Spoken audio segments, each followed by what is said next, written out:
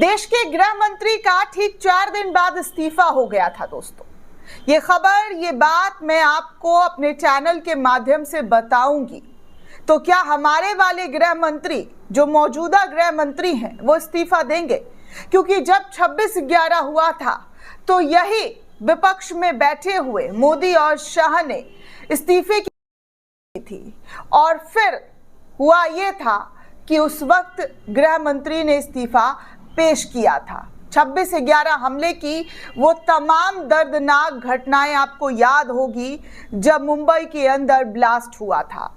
तब यही लोग चीख चीख कर इस्तीफे की पेशकश कर रहे थे। तो क्या ठीक 4 दिन बाद माना जाए कि हमारे वाले गृह मंत्री अमित शाह इस्तीफा देंगे? क्योंकि आग लग गया है बस्ती में और नेताजी लोग हैं मस्ती में। ये बात भी मैं आपको दिखाऊंगी और बताऊंगी अपने चैनल के माध्यम से कि हमारी और आपकी चिंता इनको कितनी है और कैसे है।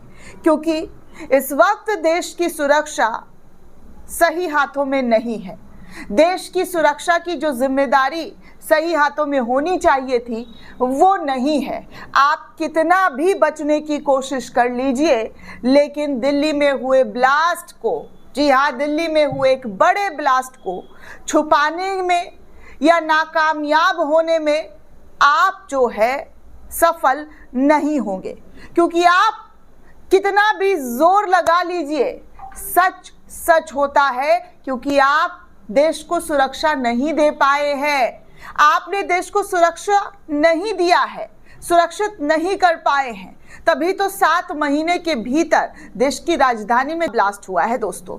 उसके बाद कैसे समाजवादी पार्टी के नेताओं ने अमित शाह पर गंभीर आरोप लगाते हुए कहा है कि वो सो रहे थे और ब्लास्ट हुआ है। इस्तीफे की मांग की, इस पर भी चर्चा की जाएगी। और साथ में दोस्तों आपको ये भी बताऊंगी कि हमारे मोदी जी जो है कैसे बर्थडे मनाने के लिए प्राइम मिनिस्टर, भूटान के प्राइम मिनिस्टर का जन्म दिवस मनाने के लिए, उनको स्पेशल फील करवाने के लिए देश को टाटा बाय बाय करते हुए चले गए हैं।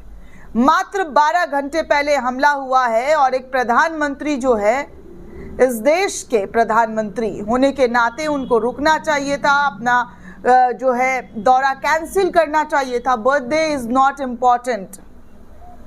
बर्थडे किसी का भी इम्पॉर्टेंट नहीं हो सकता है दोस्तों। जो दुख का साथी नहीं, वो सुख के साथी कैसे बन सकते दोस्तों?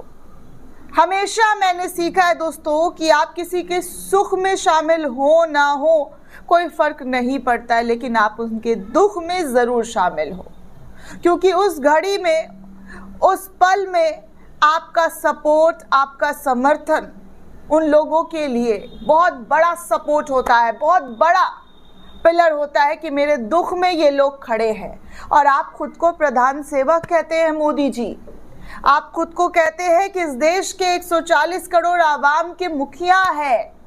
एक मुखिया इस ब्लास्ट के दौरान अपनी यात्रा करने में लगे हुए हैं, वोट मांगने में लगे हुए हैं। तो मैं इसे प्रधानमंत्री की जिम्मेदारी नहीं कहूंगी कि एक प्रधानमंत्री की जिम्मेदारी होती है कि उनके नागरिक पर अगर कोई खतरा आता है तो वो सबसे पहले उसको लेकर देखें, बात करें, उस जगह पर जाए। क्या हमारे प्रधानमंत्री जी गए उस जगह पर?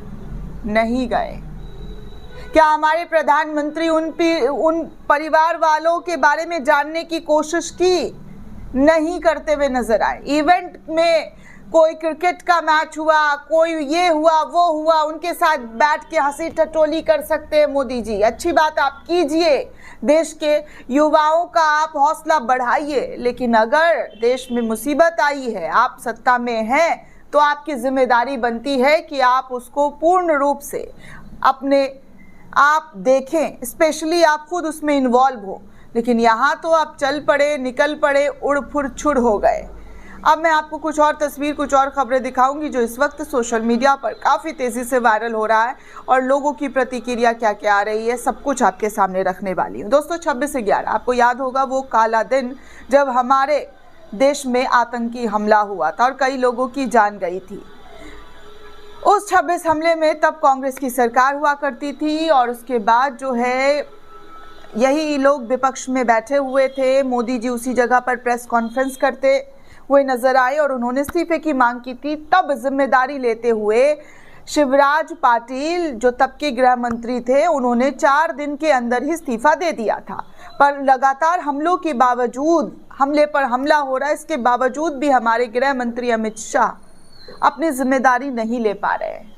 मुझे बहुत ही अफसोस के साथ कहना पड़ रहा है गृह मंत्री, आपको शायद ये बुरा लग रहा होगा ये बातें, लेकिन बातें बोलनी बेहद ज़रूरी है कि आपको अपनी जिम्मेदारी लेते हुए इस्तीफा पेश कर देना चाहिए, क्योंकि बार बार अटैक हो रहा है। पहलगाम अटैक हुआ, पुलवामा अटैक हुआ और अब दिल्ली में ब्लास्ट हुआ और इससे भी पहले ना जाने कितने अटैक्स हुए हैं, जिसको लेकर अगर मैं लिस्ट निकाल कर बैठूं तो एक पूरा अटैक पर ही खबर बन जाएगी दोस्तों। लेकिन मैं यहाँ पर सिर्फ और सिर्फ गृह मंत्री की जिम्मेदारी तय करने की बात कर रही हूँ। आप 3 दिन बाद, 4 दिन बाद, जितने दिन बाद है, आप इस्तीफा देश के सामने रखिए और कहिए कि आपसे इस पद की जिम्मेदारी नहीं संभाली गई, आप फेल हो गए हैं। चलिए, इतना भी बोलने की ज़रूरत नहीं है। जिम्मेदारी लेते हुए आप इस्तीफा दे सकते हैं। क्या 3 दिन बाद, 4 दिन बाद आपका इस्तीफा होगा?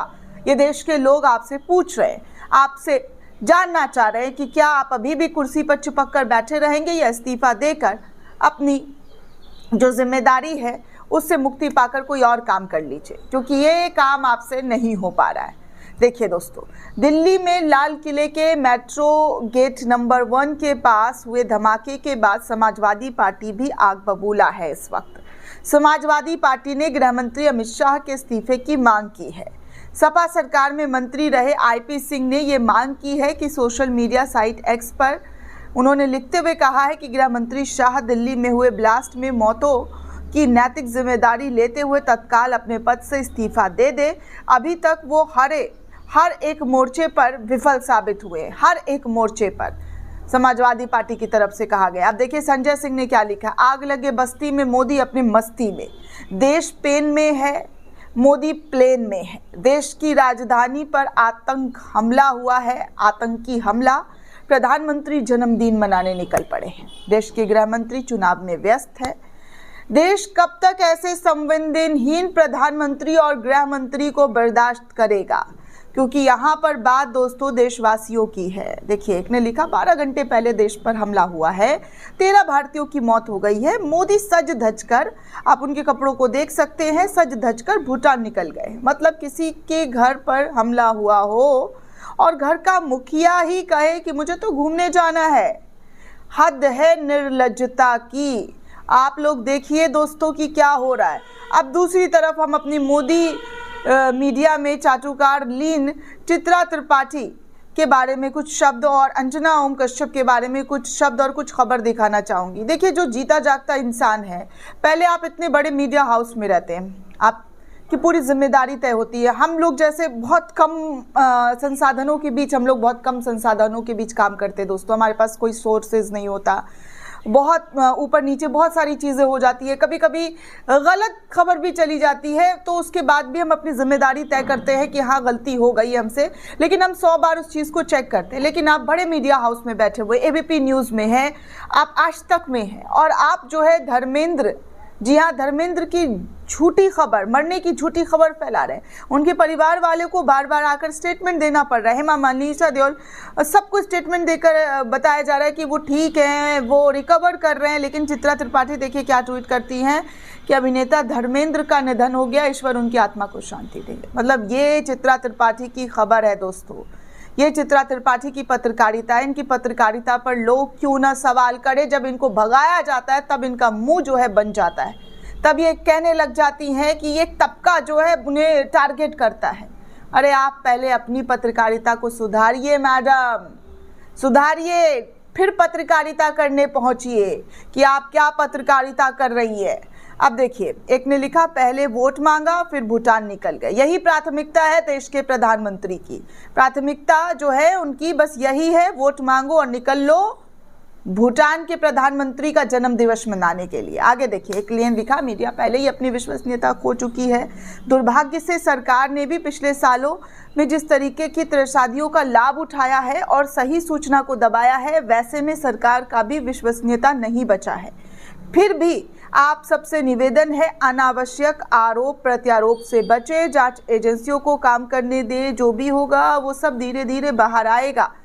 कोई भी अति उत्साही टिप्पणी ना करे जिससे देश में तनाव बढ़े, किसी का बचाव ना करे, किसी पर आक्रमण ना करे, एक नागरिक के रूप में एक दूसरे के साथ खड़े हों। किसी आतंकी घटना का इस्तेमाल ना चुनाव के लिए होने दे और ना ही देश के लोगों में नफरत फैलाने के लिए एक दूसरे को जो है पिन मारे। ये समय संवेदनशील है, इसलिए ऐसी भी टिप्पणी ना करें कि आपकी टिप्पणियों का कोई राजनीतिक तुष्टीकरण करने का लाभ ले। सही चुनाव यही है कि कुछ दिन शांत रहे, पुलिस और एजेंसियों को समय दें, सच को पूरी तरीके से बाहर आने दें। इस तरीके की बातें कही गई। आगे देखिए, एक पत्रकार ने लिखा, राजधानी में बम विस्फोट हुआ, 13 लोग मारे गए हैं। राजा साहब पड़ोसी राज्य में जन्मदिन मनाने निकले हैं। गृह मंत्री कई दिनों से सीसीटीवी पर पर्दा डालकर बिहार चुनाव में व्यस्त थे। ये हमारी 1.5 लोगों की सरकार, जी हाँ, ये हमारी 1.5 लोगों की सरकार की प्राथमिकता इस हमारे देशवासियों के लिए, हमारे लिए। दोस्तों, इस पूरे रिपोर्ट को लेकर आप क्या सोचते हैं, आपकी क्या प्रतिक्रिया, हमें कमेंट करके ज़रूर बताइएगा। साथ ही साथ चैनल को ज़्यादा से ज़्यादा लाइक, शेयर और सब्सक्राइब करना बिल्कुल भी ना भूलें। जय हिंद दोस्तों।